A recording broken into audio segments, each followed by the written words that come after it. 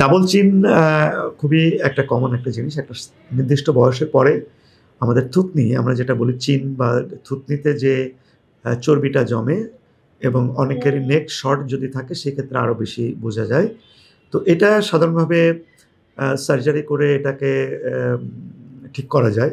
তবে দাগহীন সার্জারি বলতে আসলে একটা কথা মনে রাখতে হবে, কোনো সার্জারি পুরোপুরি দাগহীন নয়। তবে ছোট ডাবল চিন হলে লাইপোসাকশনের মাধ্যমে খুব ছোট্ট একটা ফোঁটা করে ২ সাইডে ফোঁটা করে এটাকে লাইপোসাকশন করে একটা শেপে নিয়ে আসা সম্ভব।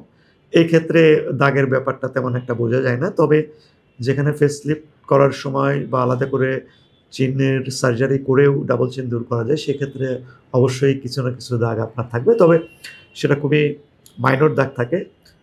ক্যামোফ্লেজ করে সেটাকে লুকিয়ে রাখা যায় বা কিছু অয়েন্টমেন্ট আছে পরবর্তীতে ব্যবহার করলেও সেই দাগটা কিছুটা চলে যায়।